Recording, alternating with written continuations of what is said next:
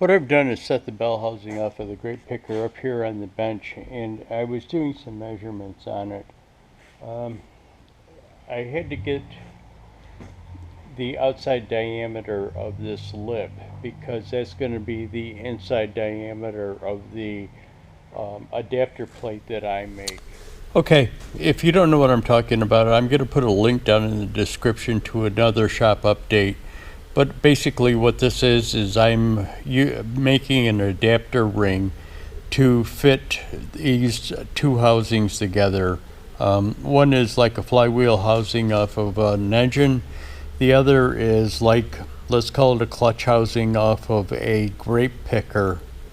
I'm showing you this gauge pin blocks or box because it'll be coming up in the video.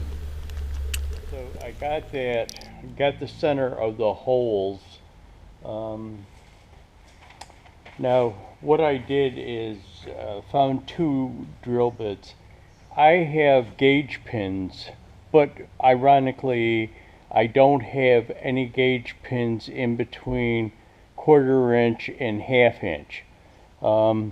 I've got all the gauge pins up to 1/4 inch, all the gauge pins 1/2 inch and up to 1 inch, but don't have any gauge pins between 1/4 and 1/2.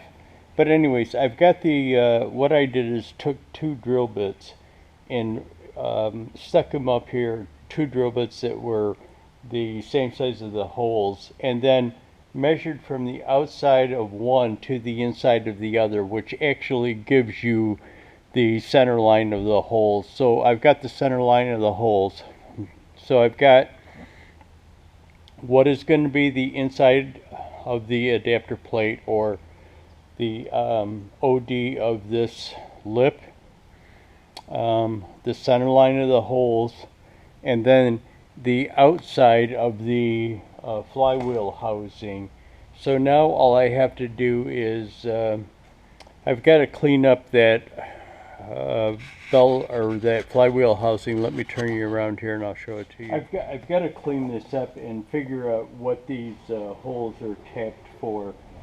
I almost think it's 3/8, but usually a housing like this, they might be metric. So unless it's really an old school housing, but let me check it out and I'll figure it out, and then I can get the center line of that bolt hole pattern. In case any of you don't know that happens to be watching this, gauge pins, what they could do is go by thousandths up to or whatever you are, whatever the set is. What I would have done is, if I'd had the correct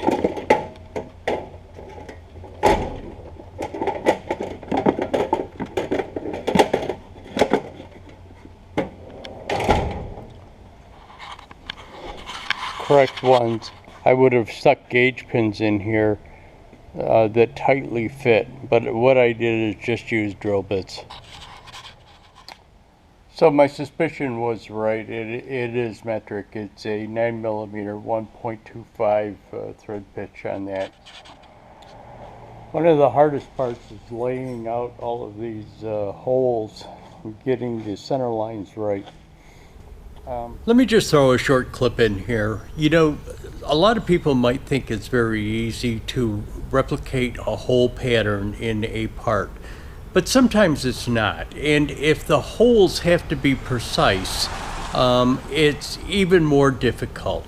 And what makes it even more difficult is if it's made, the hole pattern is in a casting to begin with, because you get irregularities in the casting. Now, you're going to say, well, the manufacturer drilled that hole pattern. Well, they drill that hole pattern because they have a jig set up to drill that hole pattern. They machine off the surface and have a jig drilled set up to drill that hole pattern, so they get the same consistent hole pattern all the time. But if you take a casting that may be inconsistent and then try and figure out what that hole pattern is, it's a lot more difficult. Now, you could take and slot the holes a little bit and make it work that way, but in some cases you can't do that. Or some people might oversize the drill holes to give slop in there so that it can be adjusted a little bit. But again, in some cases you can't do that. So what you got to do is kind of double and triple check yourself.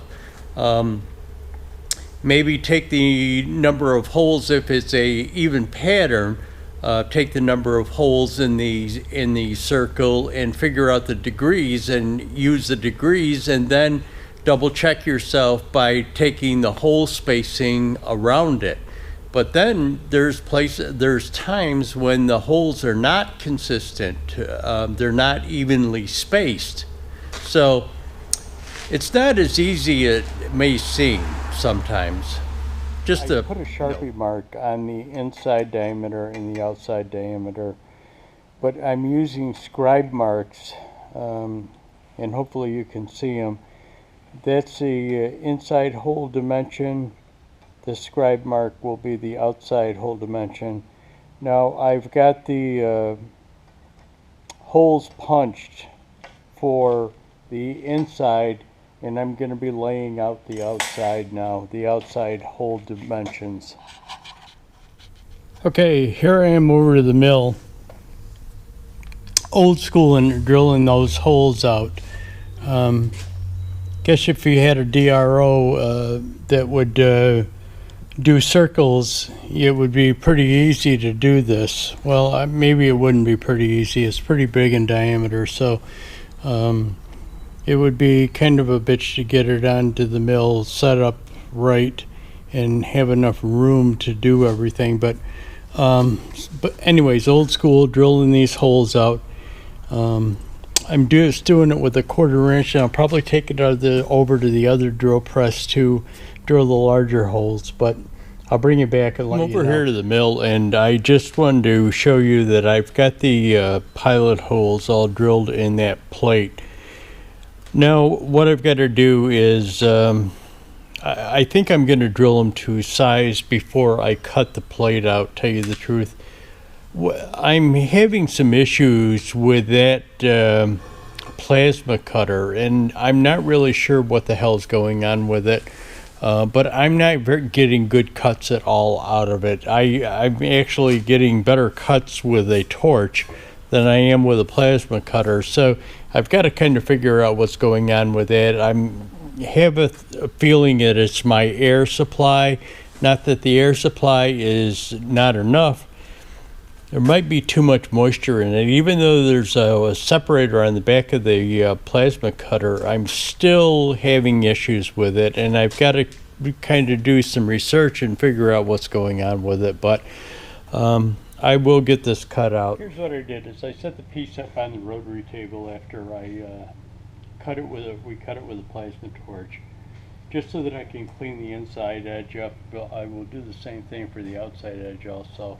But I'll bring you back and show it to you as I Okay, so another insert. Let me explain two things to you, but let me mention this first, the piece of wood. Your guys are going to think this is a Rube Goldberg type of situation, but let me tell you what I did. I wasn't sure that my rotary table was going to work good in this situation. So what I did, and I didn't know if supporting it with a piece of metal, I was planning on using channel iron to support the ring on to mill it off, or mill the rounds on it. So what I did is a trial version. I took a piece of 2x4, put it on here, put the ring onto the 2x4, and just tried to mill it. Well, surprisingly, it was pretty sturdy. And again, well, not again, but the outside and inside, I just wanted to clean it up from plasma cutting it. So let me get into the plasma cut. I didn't show the plasma cut. What we did is I had bought a circle cutter for that Hypertherm. They didn't have it in stock at the welding supply store. I had him order it in for me. If anybody ever buys a circle cutter from Hypotherm, don't. First of all, it's overpriced for what you get. So what I'm gonna do is, it'll be another video, but we use a circle cutter to cut out the ring. Then what I did is, of course there was rough edges. You probably saw from the video, what we did is kind of overcut it so that I could mill it off to more precise terms, or more precise sizes. As you probably saw from the video, what I did is laid it out next to the edge of the plate, and you'll see a flat spot where the edge of the plate was on there. But anyways, what I did is mounted it on this, and surprisingly, it was surprisingly solid. Now again, it doesn't have to be precise. It's a adapter plate that goes in between two housings, clutch housing off of the grape picker and the flywheel housing off of the engine. Nobody's gonna give a shit if it's got rough edges on it. So I mounted it on this 2x4, and surprisingly it was pretty solid. So what I did is, because it didn't have to be precise, it didn't have to have a great appearance, and I did get some chatter out of it, so there was some, what a machinist would consider rough edges on it because of the chatter.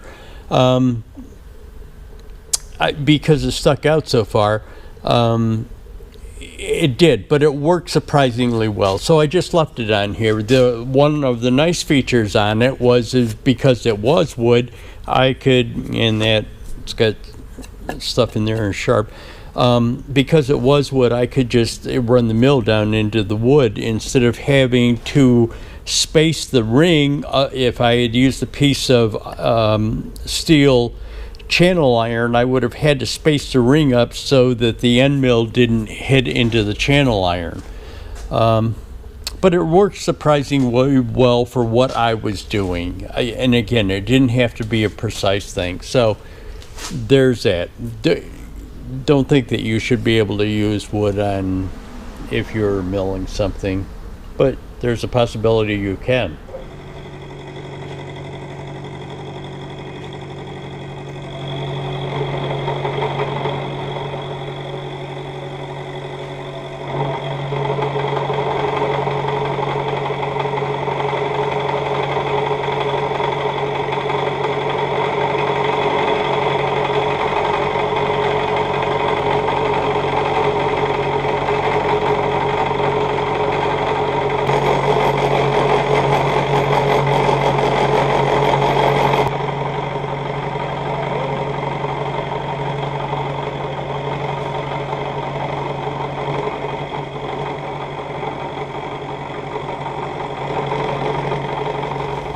Okay, here I am over at the flywheel housing, and I've got it on now.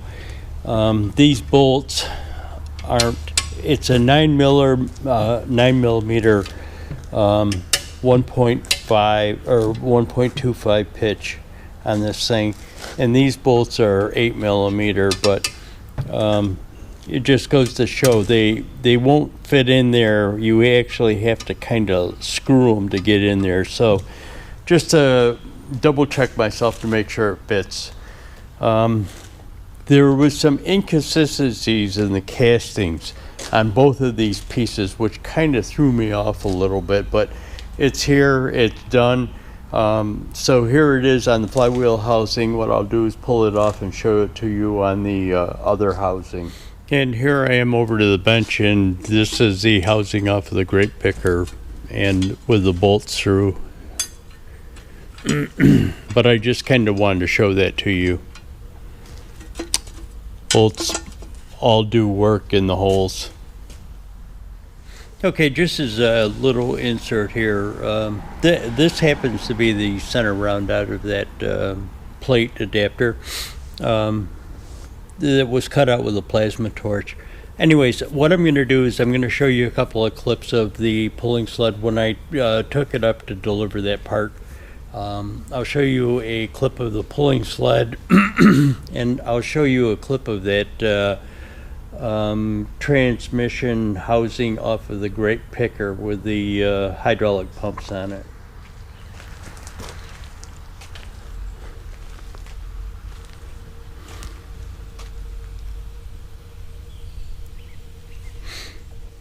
That's pretty. What the hell did it call? Front bulldozers. Oh, operating engineer. Operating engineer, yeah. But that's what we want to put on there. And this is getting pretty damn close, so I hope like hell you don't want to be putting that son of a bitch on. What is that's off of John Deere? Yeah, that's off a John Deere chopper. A hydrostatic for a John Deere chopper. How did you ever come up with the idea of a grape picker? Did you find one or you just knew about it? Jimmy talked to a guy up the country that said he parked going way to hell back in the field someplace and he drove it back there when it was, you don't use it anymore. Huh. It was an old style grape picker. And it had 4 hydraulic motors on it. Okay, so anyways, that is done. So maybe on to bigger, not better things. So guess what? We're back on that Ford Expedition. And look at what we have done. We have the engine almost all the way out. Now, it's pretty apparent that we're going to have to be able to pull that hood off. If we can't pull the hood off and get it out that way, we might end up having to pull the radiator and that front grille off. But the engine is out of that compartment, and it was a chore. It fought us the entire way, but it's out. Well, not out of the vehicle, but out of its resting place and up to where it can be taken out of the vehicle. So progress on that.